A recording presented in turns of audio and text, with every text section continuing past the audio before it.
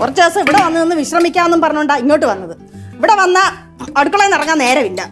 അതെങ്ങനെയാ 2 പേരിലടുത്തുനിന്ന് 5 പേരിലടുത്തോട്ട് വന്നപ്പോ ഞാൻ ആലോചിക്കണമായിരുന്നു എനിക്ക് നിന്ന് ഇരിയാൻ പറ്റത്തില്ലെന്ന്. என்னம்மா இது? அம்மா யாராச்சும் உங்களை கட்டாயப்படுத்துறோமா இந்த வேலையெல்லாம் செய்யறதுக்கு?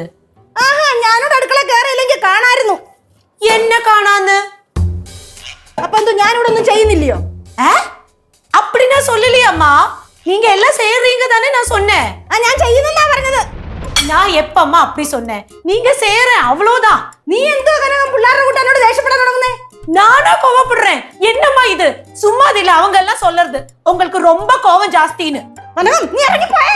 நானா போறதுக்கு நீங்க வேணா எங்கேயா போங்க. കനകം அம்மா എന്റെ സ്വഭാവം മാറ്റിക്കരുത് നീ കേട്ടെ. அம்மா எனக்கு கெட்ட கோவம் வருது இப்போ. എനിക്ക് അതിനെക്കാട്ടി വലിയ കോപം വരുന്നുണ്ട്. മിണ്ടരുത് മിണ്ടരുത് മിണ്ടരുത്. കത്തി എടുക്കരുത്. കത്തി ഒന്നും എടുത്തൂടാ. അയ്യോടാ മെർലിനെ കണ്ടാ, ഇതാണ് ഇവിടുത്തെ അടുക്കളയുടെ ശരിക്കുള്ള മുഖം. മോളിതപ്പോ വന്നു. ഞാൻ കുറച്ചു നേരെ വന്നിട്ട്. ഞങ്ങളിപ്പോ കേറിയില്ലായിരുന്നെങ്കിൽ ഇവിടുത്തെ അടിമുഴ മൂത്തേനെ. ഇപ്പൊ എവളും എന്നോട് ദേഷ്യപ്പെടാൻ തുടങ്ങി. മോള് കണ്ടില്ലയോ? ഞാനാ കോവപ്പെടുറേ. കണ്ടോ കണ്ടോ, ഇതാ സ്വഭാവം. പണ്ടൊക്കെ ഉണ്ടല്ലോ, ആരെങ്കിലും കനകാന്റെ അടുത്ത് ദേഷ്യപ്പെട്ട് സംസാരിച്ചു കഴിഞ്ഞാൽ ആന്റി എന്നെ കൈ കൂപ്പി നിന്നോണ്ടിരുന്ന ആളാ. അതെങ്ങനെയാ? ചന്ദനം ചാരിയ ചന്ദനല്ല മണക്കൂ. ചന്ദനം ലച്ചു, നീ അപ്പുറത്ത് പോയേ. ഞാൻ ഒരു കാര്യം ചോദിക്കട്ടെ, എന്താണ് ശരിക്കും ചോനർത്തല ഭവാനിയുടെ പ്രശ്നം? അമ്മ ഹൈ വോൾട്ടേജ് നിൽക്കുകയാണ്, ചെന്ന് കയറി കൊടുക്കരുത്, ബൊമ്മന കത്തും. നല്ല കാര്യമൊക്കെ ഒന്നും വേണ്ട, ഇത് എപ്പോഴും ഇങ്ങനെ തന്നെ. അത് സാരല്ല യേശു. ആട്ടിലൊക്കെ കഴിഞ്ഞിട്ടേ അമ്മൂമ്മേനെ കാണാൻ ഒരു പ്രത്യേക ഭംഗിയാ. താങ്ക്സ്. അമ്മൂമ്മേ, കഴിക്കാൻ എന്താ ഉള്ളേ? ദോശയും ചമ്മന്തിയാണോ അത് വേറെന്തെങ്കിലും ഉണ്ടോ? ചമ്മന്തി ദോശയുണ്ട്.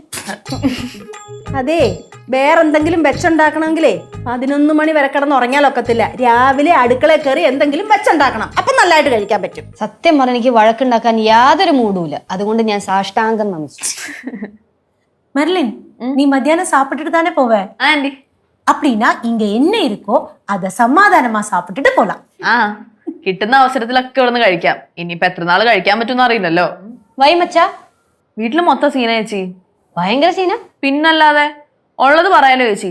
ഇവന്റെ കൂടെ കൂട്ടുകൂടിയ പിന്നെ വീട്ടില് മൊത്തം സീന. എന്തൊരു സന്തോഷവും സമാധാനമായിട്ട് കഴിഞ്ഞ വീടാന്നറിയോ? അപ്പൊ ഇപ്പൊ വീട്ടിൽ സന്തോഷ സമാധാനം ഇല്ലാത്തതിന് കാരണം ഞാനാണെന്നാണ് ഞാൻ പറഞ്ഞു തരണേ. പിന്നല്ലാതെ, ആദ്യമൊക്കെ ഡാഡി മാത്രമേ പ്രശ്നം ഉണ്ടായുള്ളൂ. ഇപ്പൊ മമ്മിയും തുടങ്ങിയിട്ടുണ്ട്. കുറെ കോഴ്സൊക്കെ പഠിച്ചല്ലേ വീട്ടിലിരിക്കാതെ വർക്കിന് പൊക്കൂടെ, വിദേശത്ത് പൊക്കൂടെ എന്നൊക്കെ പറഞ്ഞിട്ട്. വിദേശത്ത് പോണം. അല്ലെങ്കിലും ആരെവിടെ നിക്കണ, ഞാൻ പോവാ. ധൈര്യമായിട്ട് പോണം മെർലിനെ. കേശവിടെ പടവലത്തെ ഏതെങ്കിലും പറമ്പിൽ കുഴിയും കുത്തി നടക്കുന്നുണ്ടാവും. കുഴിയും കുത്തി നടക്കുന്നുണ്ടാവും. ഞാൻ കുഴിയും കുത്തി നടക്കും. അതെനിക്ക് പറയാൻ ഒരു കുറച്ചിലും ഇല്ല. പടവലം വീടും നെയ്യാറ്റിങ്ങര വീടും വർഷങ്ങളായിട്ട് കൃഷി പാരമ്പര്യമുള്ള കുടുംബമാണ്. അല്ലാതെ ഈ കണ്ട വനമൊക്കെ കയ്യേറി അവിടെ പ്ലാന്റേഷൻ നടത്തുന്ന ടീമല്ല നമ്മള്. ഇതൊക്കെ എന്നെ നോക്കി പറയുന്ന എന്തിന്? ദേ അവിടെ നോക്കി പറ. അല്ല, മെർലിൻ ഇവിടെ നിക്കുമ്പോ തന്നെ ഈ വനം കയറി പ്ലാന്റേഷൻ നടത്തിയ കാര്യമൊക്കെ പറയുന്ന എന്തിന്? അതെ, ഗവൺമെന്റ് പണ്ട് കൃഷി ചെയ്തോളാൻ പറഞ്ഞ സ്ഥലത്താണ് ഞങ്ങൾ കൃഷി ചെയ്യുന്നത്. കാടിനോടും കാട്ടുമൃഗങ്ങളോടും മലമ്പനിയോടും ഒക്കെ പോരാടി കൃഷി ചെയ്യുന്നവരാ ഞങ്ങള്.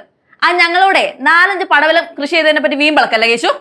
അമ്മൂമ്മ, മെർലിൻ, നീ എന്തോ പറഞ്ഞത്? പടവലത്തെ ഒരാൾ ഇറങ്ങി നിന്നാ കാണാൻ പറ്റാത്ത പാടത്തും നോക്കത്താ ദൂരത്ത് ചതുപ്പ് നിലത്തിലും ചോര നീരാക്കി കഷ്ടപ്പെട്ടുണ്ടാക്കിയ ഭൂമിയിലും ഞങ്ങൾ ഉണ്ടാക്കി.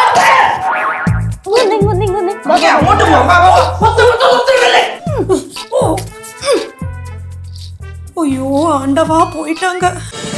ഫ്ലവേഴ്സ് ഒരുക്കുന്ന കാഴ്ച വസന്തം യൂട്യൂബിൽ പ്രേക്ഷകർക്ക് ലൈവായി കാണാം. ഫ്ലവേഴ്സ് കോമഡിയിൽ ജോയിൻ ചെയ്യൂ, ആസ്വദിക്കൂ.